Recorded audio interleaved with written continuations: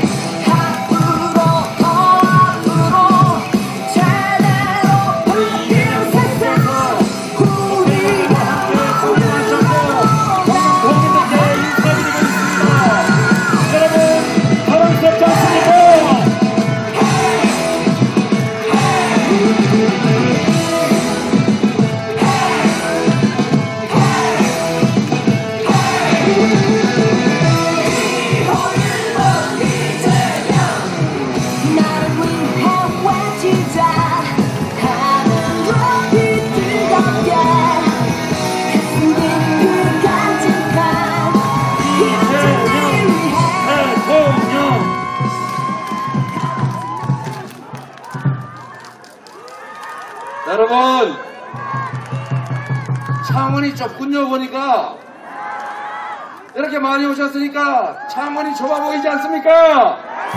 여러분 반갑습니다. 이재명입니다.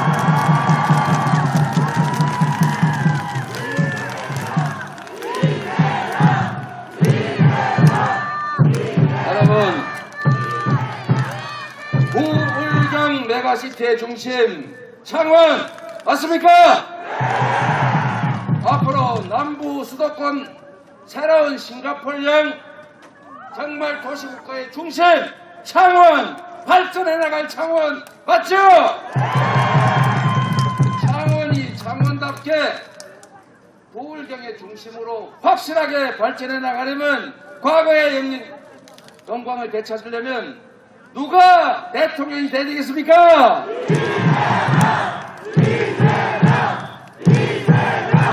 지방 공권 확실하게 하고 경제를 회복시켜서 사람들이 기회 부족 때문에 일자리 부족 때문에 다투지 않는 나라, 희망을 가지고 미래를 설계할 수 있는 나라, 그런 나라 누가 만들 수 있겠습니까 여러분?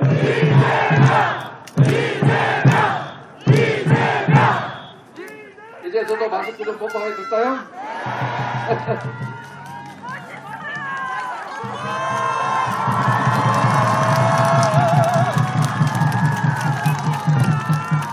MG 새마을금고 꼭대기의 옥상에 조심하시고요. 경제 대통령 확실하게 책임지겠습니다 제가.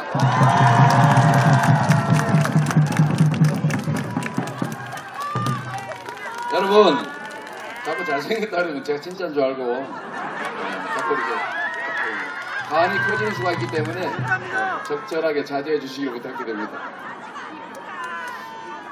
여러분 제가 경남 덕을 본 거 혹시 아세요? 제가 경남 덕을 어떻게 봤냐면 홍모 지사께서 진주우련을 폐쇄했는데 그때 저희가 시립우련을 만들고 있었지 않습니까? 그래서 데뷔가 되면서 성남시 기초단체장이 경남도지사하고 비교가 되니까 격이 올라가더라고요. 감사하게 생각합니다 여러분. 다시 진주우련 만들어야 되겠죠? 당연히 이 코로나 이 어려운 시기에 공공의료가 얼마나 필요한지 그 생각을 했더라면 있는 걸 없애는 게 아니라 없는 거 하나 더 만들었어야죠. 없는 거 만들어서 지금 코로나 전국에서 가장 맹활약하고 있는 성남시립의료원 소식 들어보셨죠? 제가 시립의료원 만들다가 그 때문에 국민의힘에게 좌절돼가지고 공무집 방해로 수배돼가지고 교회 지하실에 숨어있다가 제가 안되겠다 우리 손으로 직접 만들자 해서 시장이 되기로 했고 시장이 돼서 진짜 저는 한다면 하니까 제가 2019년에 2천억 가까이 들여서 시립의료원 완공했습니다 여러분.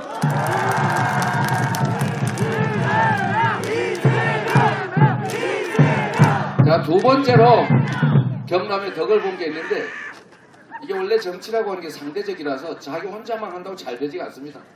막 공격을 당하잖아요. 막 거짓말로 프레임 공격 당하고 잘한 것도 못한 거라고 그러고 부모한테 효도하면은 나 왜 너만 잘하냐? 부모한테 아첨하는 거냐? 이런 식의 공격을 당하지 않습니까? 그러나 이런 것도 다 이겨내고 그게 자산이 될 수 있는 거죠. 정치는 상대적인 건데 제가 경남에 또 덕을 본 건 이런 겁니다. 제가 예산 아껴가지고 세금 더 걷은 것도 아닌데 성남시에 소위 3대 무상복지 이런 거 하겠다니까 정부에서 마구 막았잖아요. 하지 마라. 그럼 이 돈 어디다 쓰라는 거냐? 그건 상관없고 얕은 하지 마. 돈 남으면 돈 뺏어가면 되니까 이런 상황이었는데 그때 경남에서 우리는 무상급식, 유기농급식, 산후조리 지원 그 다음에 무상교복 하겠다 이랬더니 경남에서 하고 있던 무상급식을 중단해버렸잖아요. 그냥 비교가 되면서 제가 정치적 비중이 확 올라갔기 때문에 제가 홍준표 전 지사한테 감사하게 생각합니다 여러분. 그런다고 거기 집어주라는 얘기는 아닙니다. 타산 지석한다고 해서 타산 돌멩이 좋아할 필요는 없는 거죠. 여러분 즐겁게 정치하고 즐겁게 선거하고 선거 끝나면 다 힘 합쳐가지고 모두의 대통령으로 통합의 대통령으로 인재 잘 쓰고 지역 가리지 않고 확실하게 선포내겠습니다 여러분.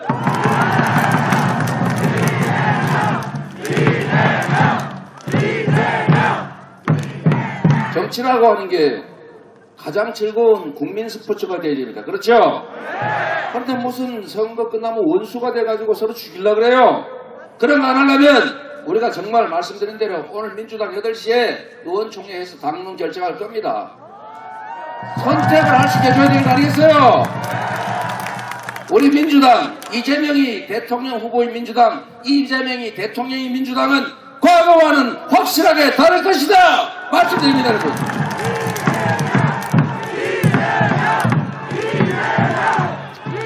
여러분 국민들께서는 선택할 수 있어야 합니다. 두 정치 집단이 있는데 왜 둘 중에 하나만 골라야 됩니까? 제3, 제4, 제5의 선택이 가능해야죠. 왜 울며 겨자 먹기를 국민에게 강요하는 겁니까? 진짜 울면서 겨자 먹기 싫죠? 저쪽이 싫으면 이쪽이 덜 싫으면 이쪽을 선택해야 되는 이 슬픔 아니면 포기해야 되는 기권하는 이런 정치 이제 끝내고 위기는 기회 아니겠습니까?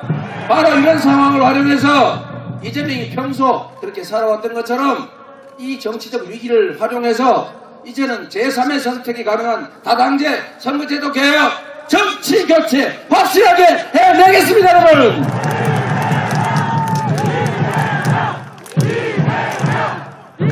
그리고 무슨 뭐 또 선거 때 막 이렇게 막 서로 막 합치고 누구 누르고 포기시키고 이런 거 하지 말고 그냥 국민들이 투표해가지고 누가 과반수 못 넘기면 또 둘이서 한 번 더 해가지고 자연스럽게 합종 연행하고 연합정부 만들게 할 수 있는 결선투표제 다른 나라 다 하잖아요. 왜 안 하는 거예요? 우리 이번에 확실하게 결선투표 합시다 여러분.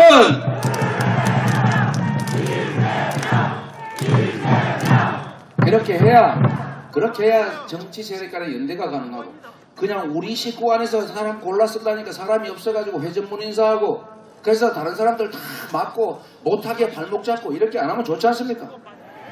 선거 때는 경쟁하고 그리고 끝나면 연합이 가능한 사람들끼리 당신은 이쪽 목 맞고 당신은 여기 맞고 우리는 우리가 이겼으니까 51% 통제력만 가지는 거 맞고 서로 경쟁해서 잘하게 해보고 성과가 나면 국민들이 대통령 잘했다 그러지 그 장관 잘했다 그러겠습니까? 저는 그렇게 정치했어요.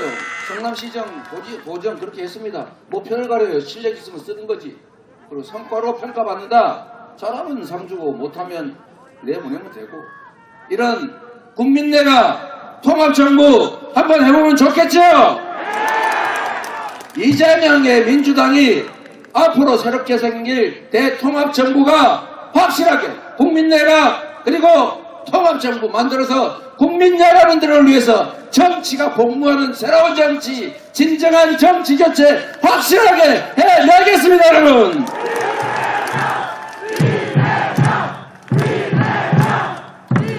여러분, 요즘 불안하신 분 많으시죠? 솔직히 불안하잖아요. 세상에, 아니 정치 불안이 아니고 세상살이 불안, 먹고 사는 경제 문제, 코로나 문제, 국제 사회 문제, 전쟁 문제 등등 걱정 많죠? 지금 또 북한이 미사일 발사해가지고 한반도의 긴장이 고조되고 있지 않습니까?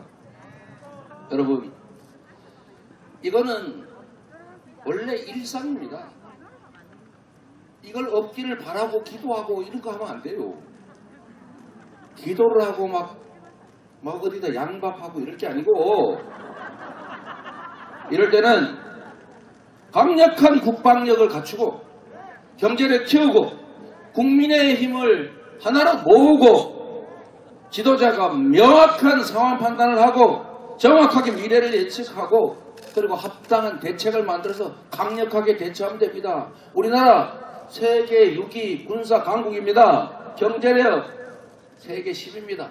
북한의 1년 총 생산액이 우리의 국방비 액수에 미치지를 못합니다. 거기다가 우리가 강력한 한미동맹이 있지 않습니까, 여러분? 지도자가 똑바로 하면 아유 걱정 안 해도 된다. 제가 안보 책임지겠습니다, 여러분.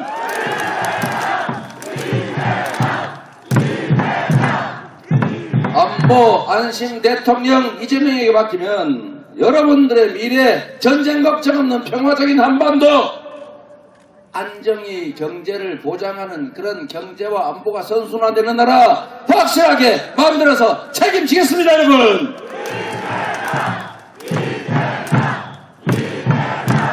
사실 어려운 일 아닙니다. 우리 국민들 위대합니다. 황무지에서 세계 10대 경제 강국을 만들었지 않습니까? 세계에서 코로나19 가장 잘 방어했지 않습니까? 처음에 덩치가 커서 정말 무서운 단계 철저하게 잘 봉쇄했고 피해자 최고로 적었고 감염자 제일 적었습니다. 이제 이 코로나가 진화를 했어요. 완전히 바뀌었지 않습니까? 쬐깐한 것이 막 돌아다니잖아요. 빠르게. 치명률도 낮지 않습니까? 이제 독감 수준으로 변해가고 있어요. 이때까지 잘 견뎌왔죠?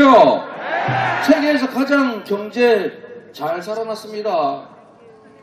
정부도 잘했지만 경기도에서 이재명도 솔직히 조금 잘했지만 여러분, 이거는 국민의 위대함으로 만든 성과입니다. 이 위대한 국민들, 정치 지도자만 똑바로 정신 차리고 국정 제대로 알고 점장이 이런 데 묻지 말고 과학자, 합리적인 정말 경륜 있는 학자들에게, 전문가에게 물어서 길을 정해서 과감하게 밀고 나가면 세계 경제 5대 강국 어렵겠습니까, 여러분? 주가지수 5,000포인트 어렵겠습니까? 국민소득 5만 달러 얼마든지 가능합니다, 여러분!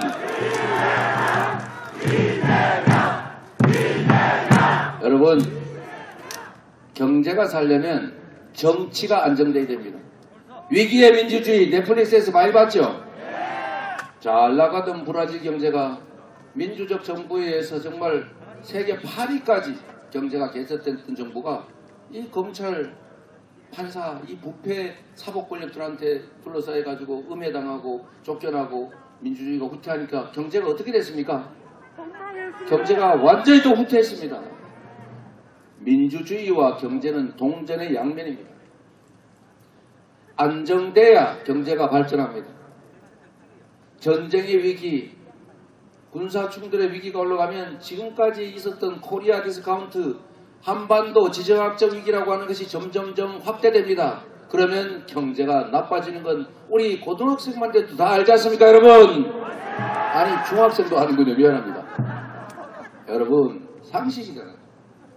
이 한반도를 안정시키고 전쟁의 위협이 아니라 평화에 대한 기대를 높이고, 그리고 국가의 대대적인 투자를 통해서 또 수도권과 지방의 균형 있는 성장 전략을 통해서, 그리고 우리 산업사회가 요구하는 유능한 인재를 양성하는 방향으로 교육제도를 혁신하고, 그리고 기업들이 자유롭게 활동할 수 있도록 규제를 합리화하고, 기초과 투자해서 소부장 이런 걸로 일본에 우사당하지 않고 첨단 과학기술 투자해서 원천기술 우리 확보하고, 그래서 기업들이 그 안에서 자유롭게 창의와 혁신을 발휘하는 신속한 산업 전환 국가, 경제가 살아나는 국가, 지속적으로 성장하는 국가 만들 수 있는 사람이 누구겠습니까, 여러분?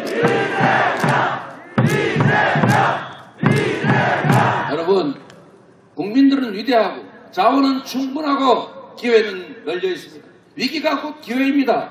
정치만 잘하면 됩니다. 대통령만 잘 뽑으면 됩니다. 우리의 미래를 더 낮게 만들어갈 유능한 경제 대통령, 확실한 든든한 안보 대통령, 국민 모두를 대표하는 통합의 대통령 누구겠습니까?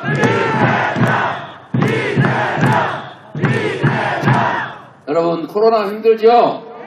2년 동안 고생하셨죠? 지금까지 잘 견뎌주셔서 진심으로 감사합니다. 다 여러분 덕입니다. 우리 옆에 계신 분들 격려의 힘으로 박수 한번 주십시오. 우리 모두가 이 대한민국의 일원이고, 우리가 동료이고, 우리가 함께 협조하고 함께 의지하고 살아가는 우리 사랑하는 이웃들입니다. 그렇죠? 편가르지 맙시다.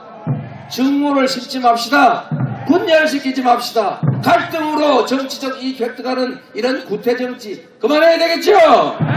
여러분들은 그럴 수 있습니다. 우리는 꼭 그렇게 해야지요. 맞습니다. 자, 코로나19 여러분 견뎌내느라 정말 고생하셨습니다. 그런데 국가가 해야 될 방역하느라 우리 국민 여러분 손해 너무 많이 보고 빚 너무 많이 지고 너무 힘드시죠? 그 중에서도 소상공인들, 자영업자, 프리랜서 노동자, 문화예술인들 너무 고생하고 일거리도 없고 수입이 없어서 너무 힘들다 보니까 정말 안타깝게도 극단적 선택을 고민하거나 정말 그걸 실행하는 그런 안타까운 일도 많이 벌어지지 않습니까? 우리가 못 보는 사이에 자살률이 올라가고 있어요, 여러분. 슬프지 않습니까? 이 어렵고 슬픈 시기를 우리가 함께 손잡고 넘어야죠. 그래서 제가 수없이 얘기하지만 빈말이 아니고 저는 한다면 합니다. 안 할 거 말하지 않습니다. 이때까지 그렇게 살아왔는데 50조 예산 마련해서 제가 기존의 빚 다 인수해서 탕감 조정하고 신용 대사면하고 상환 연기해드리고 그리고 손실 본 거 충분히 보상하고 앞으로 우리가 맞이하게 될 이 위기 극복을 위한 조치에 우리 국민들 손해보지 않도록 50조 마련하겠다. 제가 약속 드리지 않았습니까, 여러분?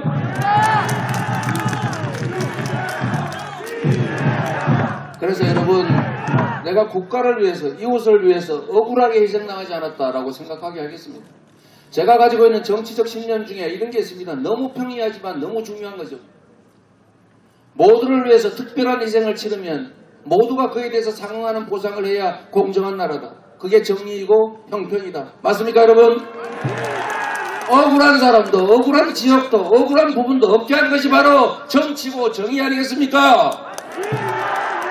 특별한 희생을 치른 자영업자, 소상공인들에 대한 추가 보상과 지원, 이제 앞으로 국가 방역에 참여하면 손해가 아니라 오히려 이익이다. 이렇게 생각되는 세상 만들어야 되겠죠. 저 이재명이 확실하게 그런 세상 만들어 보겠습니다, 여러분.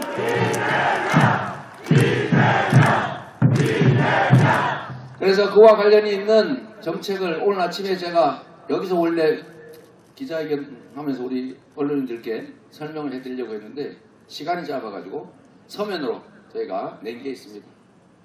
우리 금융 관련 특별구제 정책을 저희가 오늘 발표했습니다. 금융에 관한 것. 제가 몇 가지를 좀 지적을 해보면, 첫째는 미리 말씀드렸던 대로 이미 빚진 거 그냥 개인이 다 떠안고 넘어갈 수 없다. 그래서 신용 대사면한다.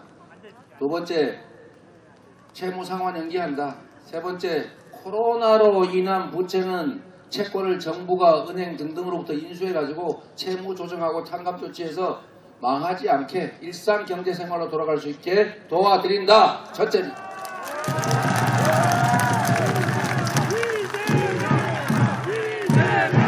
두 번째로 여러분, 제가 인생 살면서 정말 여러 가지 이해 못할 일들을 겪었는데 그 중에 제일 이해 못할 부분이 바로 금융이었어요.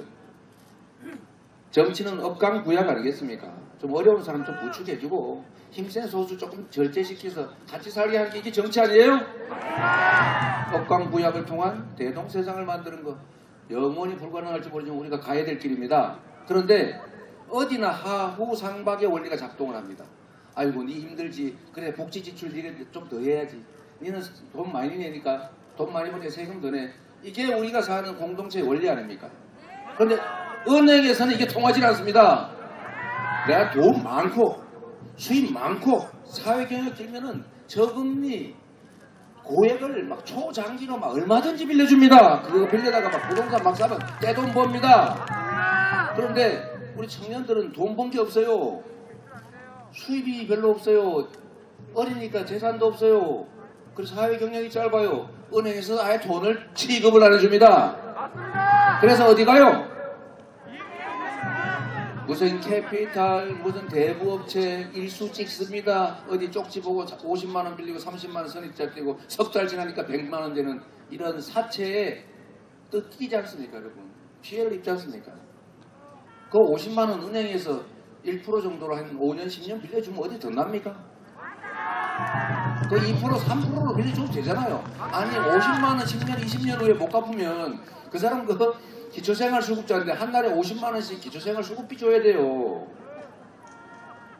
근데 이게 안 됩니다, 여러분. 우리가 옛날에 서민은행 있었잖아요, 서민은행. 주택은행, 서민들 집 만들어주기 위해서 주택은행 만들었잖아요. 서민들 돈 빌려주고 재형저축하게 국민은행이 있었잖아요.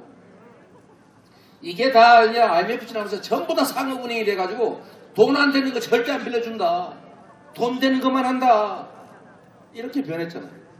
이게 정상입니까, 여러분? 아닙니다. 우리 서민들도 청년들도 금융 혜택을 볼 기회를 줘야 된다. 포용금융, 전 국제사회가 다 얘기하는 거예요. 그래서 그거 좀 우리도 해보자. 그래서 제가 경기도에서 해봤던 겁니다. 1조 원 빌려주는데 손해가 통상 200억 정도 나고요. 많이 최대로 해도 500억 이내다. 그래서 기본금융이라고 하는 거, 기본 대출의 기회를 주자. 재형저축의 기회를 한 번씩은 주자. 1,000만 원 정도 은행 금리 약간 넘는 수준으로 5년, 10년, 15년, 20년 빌릴 수 있는 기회를 주자. 그래서 사채업자한테 피해받지 않게 한번 살게 해주자. 가난한 사람도 은행 이용 좀 할 기회를 주자. 은행이 손해보는 것은 복지 지출하는 것보다는 그 손실 떼어주는 게 훨씬 싸다. 맞습니까, 여러분? 그래서 기본 대출, 기본 저축 기회를 만들어 주겠다. 제가 약속했습니다, 여러분.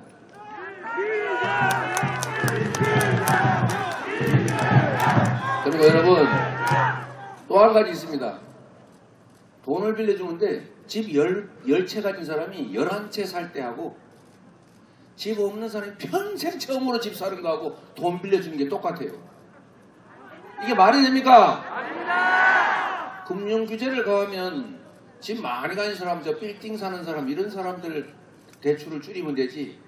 전세 내가 대출을 받아야 되는데 그걸 막거나 내가 집 사가지고 잔금 지급해야 되는데 그걸 막거나 내가 처음으로 진짜 힘들어서 가지고 집 사야 되는데 돈 안 빌려준다고 하면 어떻게 되겠어요? 생애 처음으로 적정한 규모의 투기 목적이 아닌 집을 사는 것은 권장하고 지원해 주지 않습니까? 그래서 처음 집 살 때는 규모 이런 거 다 봐가지고 LTV 즉 담보대출 90%까지 해주자. 네? 딱 한 번만. 딱 한 번만. 그래도 되겠죠? 만약에 그게 이런 시중에 돈이 너무 많이 풀리면 다른 데서 회수하면 되지 않습니까? 이게 진짜 공평한 거 아닌가요? 그리고 청년들은 그럼 또 문제가 생깁니다. 나중에 DSR이라고 있죠? 총부채 상환 원리금 상환 비율이니까 그런 게 있어요. 돈 버는 거 대비해서 그 이상 안 빌려준다. 청년이 뭔 돈이 있습니까? 그거 안 빌려주겠다는 얘기잖아요. 그래서 청년들에게는 미래 소득도 인정해주자. 그래서 원하면 집을 살 수 있게 대출받아 집 살 수 있는 기회를 한 번은 주자. 네. 잘했죠, 여러분?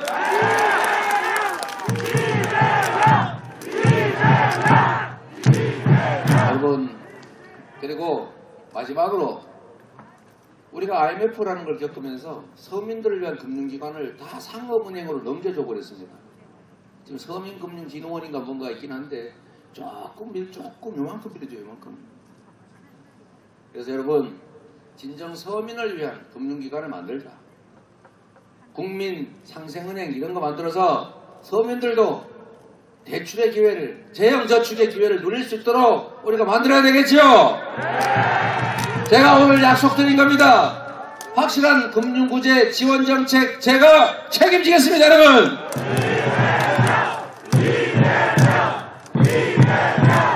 그리고 제가 정말 다시 한번 약속드리는데 이제는 재산을 만드는 것이 근로소득만으로는 쉽지 않은 사회가 되어가고 있습니다. 일자리가 줄어들고 있지 않습니까? 그러죠? 그래서 여러분 자산 형성의 기회를 만들어 드려야 된다. 돈 있는 사람만 은행 이용해가지고 싸게 0.5% 1% 이렇게 빌려가지고 어디 막 아파트 막 사 모으고 이러니까 우리만 피해보고 그러지 않습니까? 그죠? 그래서 여러분 앞으로 금융 자산 시장을 키워야 됩니다. 대한민국의 이 주식시장이 너무 저평가되어 있어요. 그래서 해외를 막 나가잖아요. 그리고 여러분 여기 청년들 중에 혹시 솔직하게 얘기해서 가상자산 투자하시는 분 손 한번 들어보세요. 별로 솔직히 들어봐요. 그래야 꽤 있죠. 여러분 가상자산 시장도 우리가 키워야 합니다. 여러분 제가 오늘 내 험한 얘기를 안 하기로 했기 때문에 재밌는 얘기예요. 가상자산 시장을 보고 사람들이 아이고 실물도 없는 거를 가지고 투자했다가 이거 사기 아니냐 이런 분들 계세요. 일단 첫 번째 그게 진실이든 아니든 이미 그 시장이 주식시장을 넘어서 버렸습니다. 이미 있는 거예요. 이미 존재하는 사실을 우리가 눈 감고 나는 싫어 없는 걸로 칠 거야 영원 언젠가 없어지겠지 해봐야 세상은 그렇게 굴러가고 있습니다. 이럴 때는 어떻게 해야 됩니까?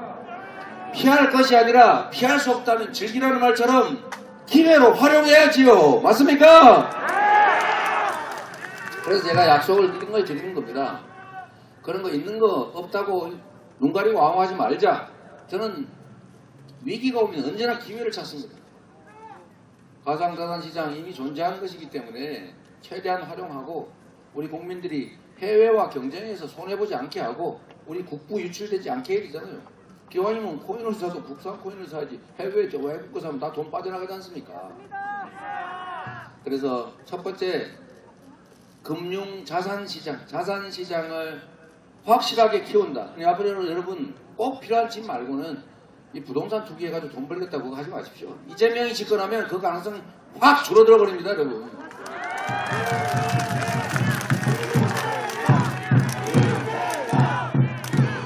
그래서 금융 자산시장을 키워야 되는데 주가지수 5,000포인트 지금 현재 저평가 예를 들면 한국이 가진 특수성 때문에 생긴 문제만 해결하고 주가 조작 이런 거 절저히 못하게 하고 시장 신뢰 회복하면요 4,000포인트 이미 현재도 넘을 수 있습니다.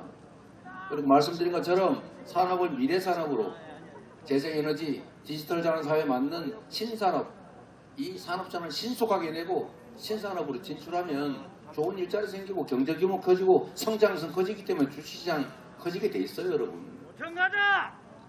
저는 지금 주식 투자 못하니까 혹시 이상한 생각하지 마세요. 원래 저는 금지돼서 이때 거 다 팔았어요. 다 팔았는데 여러분 두 번째 그래서 자산시장 이게 정말 중에서도 금융자산시장 중요하다. 펀드 사기 이런 거 걸리면 아주 그냥 뼈도 못 추리게 깔끔하게 정리해버려야 됩니다. 자 그래서 이 금융부분에 관한 이 부정부패 조사하는 금융감독 인력을 지금 30명이가 있다는데 제가 한 20배 늘릴 겁니다. 싹을 조사해요. 그래서 아예 부정거래, 펀드 사기, 주가 조작 이런 거 아예 꿈도 못 꾸게. 그 한번 하면 미국처럼 징역 80년 이런 거 보내버리게요. 살아서는 다시 밖으로 못 나오게 엄정하게 처벌해가지고 다시는 꿈도 못 꾸게. 어떻습니까?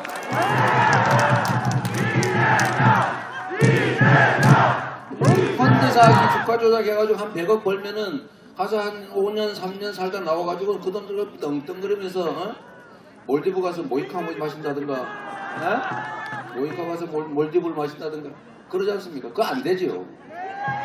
그리고 또 한 가지 여러분 제가 아이디어인데 제가 원래 그 정재명, 천재명 이렇게 불러주는 분이 계시더라고요. 저는 정책을 만들 때 현장을 보고 고민을 해서 만듭니다. 제가 기본대출을 만든 이유도 사실 단순한데 여기 창원에도 그거 많죠. 뭐 일수 빌려드립니다, 찍어드립니다. 그리고 오토바이 타고 다니면서 막 이게 명함 던지는 거 많잖아요. 동네 지저분하잖아요. 경기도에 가면 없습니다. 왜 없냐? 그걸 주시면 돈을 줘요. 일단 주소 오면 한 장에 얼마씩 돈을 준다. 두 번째, 그걸 가져오면 우리 대기조가 있어요. 미스테리 쇼핑조라고. 여보세요. 제가 요새 코로나 때문에 돈이 너무 없어요. 너무 힘들어요. 저 50만 원만 빌려주세요. 제가 전화로 드렸어요. 이렇게 아주 오잖아요. 오면 특사경이 있다. 그 사람 또 특사경이. 특사경이 덮쳐요. 덮친 다음에 그 집에 가가지고 사무실에 가가지고 장부를 싹 압수수색을 한 다음에 거기서 돈 빌려준 사람들은 다 연락해가지고 요 이자 불법을 받은 거 다 돌려드리고 다 정리해드리고 검찰로 송치해가지고 처벌을. 근데 이게 끝이 아닙니다. 왜 이러세요? 세 번째 마지막 단계 전화 이제 강제로 끊어버립니다. 제가 통신사들하고 합의를 했어요. 일단 우리가 요청을 무조건 끊는다. 분쟁 생기거나 억울한 일 생기면 어떡하냐? 그러면 소송 우리가 다 책임져 준다. 배상 우리가 다 책임져 준다. 협약서 맺어가지고 우리가 요청하면 무조건 끊게 돼 있어요. 그래가지고 경기도에 가면은 그런 명함이 없어요. 여기 하면 잡히거든요. 잡혀가지고 탈탈 터지거든요. 이런 탈탈 터는 거 괜찮죠? 이러면 탈탈 터야지. 의문 거 막 정치 보복하느라고 털면 안 되고, 그죠? 그래서 제가 이렇게 철저하게 단속을 했는데 처음에는 아주 호평을 받았는데요. 나중에는 문제가 생기더라고요. 어떤 문제가 생기냐면 제가 SNS 많이 하잖아요. 쪽지가 막 날라오는데 나 큰일 났다. 지금 나 50만 원 빌려야 되는데 은행에서는 안 빌려주고 당신이 그거 해가지고 싹 다 막아놔가지고 돈 빌려서 나 죽게 생겼다. 이런 하소연이 들어오더라고요. 실제 그런 일이 있었지 않습니까? 30만 원 없어가지고 일가족이 정말 말할 수 없는 일을 저질렀잖아요. 그죠? 근데 그럴 수 있겠더라고요. 그래서 제가 그때 번뜩 떠오른 게 좋다. 우리가 공짜로 복지 지출이라고 막 수천억씩, 수조 원씩 주는데 빌려주는 거 500억만 빌려주자. 그래서 제가 그거 생각을 해낸 겁니다. 1%로 5년 빌려주고 10년까지 연장을 해준다. 이자는 연 1%. 그리고 선착순으로 신청하면 다 준다. 대신에 인터넷 안 되고 직접 와라. 그러면 이게 50만 원 나 빌려가 술 먹어야지. 이런 사람이 오겠어요? 진짜 없을 수 없는 사람이 이제 오는데 조기 이게 다 마감이 돼버린 거예요. 500억을 했는데. 어려운 사람은 진짜 뭐 수술비가 없고 아버지 뭐 이렇게 해야 되는데 어쩌고 진짜 사실 300만 원까지는 심사해서 빌려주고 50만 원은 그냥 신청하면 다 빌려준다. 이렇게 했더니 금방 동이 나버린 겁니다. 그래서 제가 누굽니까? 생각을 해내가지고 뭘 했냐면 그렇다. 은행 같은 데서 빌려주게 하고 500억을 차라리 그 손실을 떼어주면 훨씬 더 많이 빌릴 수 있지 않겠냐. 그래서 제가 기본대출을 생각해낸 겁니다, 여러분.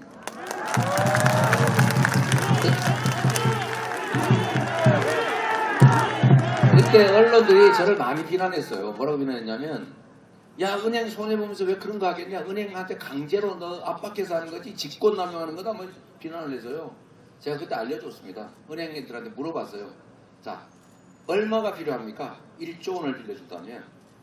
그랬더니 은행에서 200억 정도 손실이 예상된다. 자기들이 해보니까. 그리고 500억 정도면 어떻게 합니까? 그럼 남는다. 그럼 하세요. 신청하세요. 손실 보는 거 더해서 1조 원을 빌릴 때마다 연간 500억씩 적립해서 다 채워줍니다. 했더니 5군데가 들어왔어요. 지금 그중에 하나 고르고 있을 겁니다. 손해 안 봐요, 은행이. 확실하지. 이것처럼 떼어먹길 가능성도 없는 다 채워주는데 1조 원 빌려주면 5% 손실 나면 500억 아닙니까? 근데 젊은이들은 2%면 된대요. 그래서 제가 이걸 전 국민한테 하자. 그래서 만든 게 이번에 좀 전에 얘기한 기본 대출입니다. 여러분 훌륭하지 않습니까?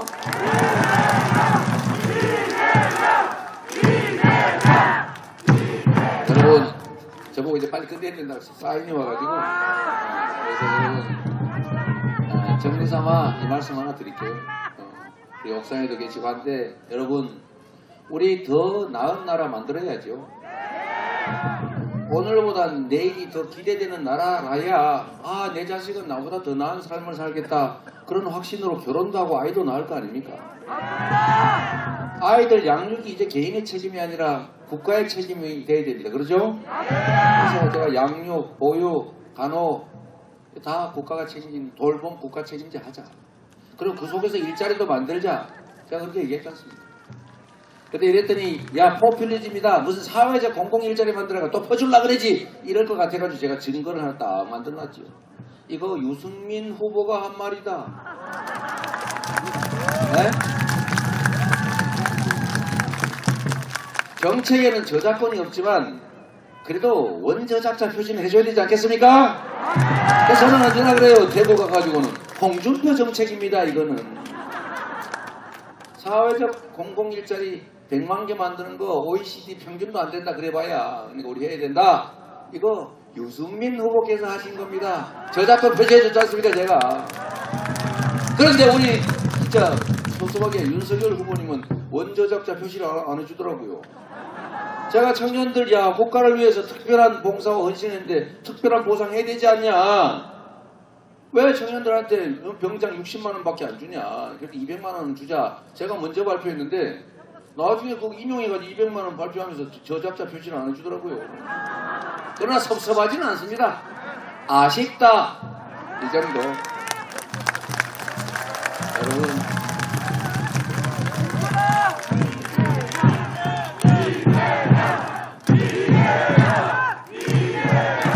여러분 우리 미래가 있는 세상을 만들어야죠. 청년들이 이렇게 남녀로 편갈라 싸우게 된 이유가 뭡니까? 우리 기성세대가 고도성장 시대에 우리 자신들의 성공을 위해서 노력하면서 공정성 문제나 사회적 문제에 관심을 갖지 않았기 때문에 생긴 문제 아니겠습니까? 우리 기성세대가 책임져야 되고 정치가 책임져야 될 일인데 우리 청년들끼리 그렇게 살벌하게 죽기 살기로 싸우고 친구가 적이 되고 이렇게 만든 거 우리가 책임져야 되지 않습니까? 그 책임지는 방법은 바로 이겁니다. 기회를 만들어줘야죠. 둥지를 키워줘야죠. 경제를 살려야죠. 일자리를 늘려야죠. 그거 할 수 있는 사람이 누구겠습니까 여러분? 여러분 3월 10일에 새로운 세상이 열릴 수도 있고 과거로 퇴행의 문이 열릴 수도 있습니다. 이 두 개의 문 중에서 미래로 가는 3월 10일 과거로 퇴행하는 3월 10일 중에 어떤 길이 열릴지는 3월 9일에 3월 4일 5일 여러분의 선택에 달려 있습니다. 여러분 정말 딱 1초만 더 생각해 보죠. 우리의 미래를 결정하는 게 과연 누구인가? 이재명이냐 윤석열이냐 아니지 않습니까? 바로 여기 계신 여러분 대한민국 국민 여러분이 역사를 만들고 대한민국의 운명을 결정하고 우리 다음 세대들에게 꿈을 심어줄 수 있습니다. 여러분 우리가 반드시 만들어야 될 민주공화국 전쟁이 아니라 평화를 향해 가는 평화로운 한반도 그리고 모두가 힘을 합치는 통합의 나라 대통령이 특정 개인 또는 집단의 대표가 아니라 모두의 대통령인 나라 여러분 4월 9일까지 여러분께서 그런 세상 만들어 주시겠습니까?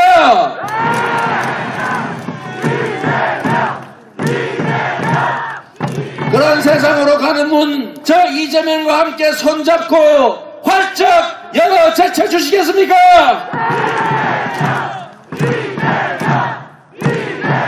나를 위해 창원을 위해 부울경을 위해 대한민국을 위해 이재명은 창원 시민과 함께 이재명은 대한민국 국민과 함께 이재명은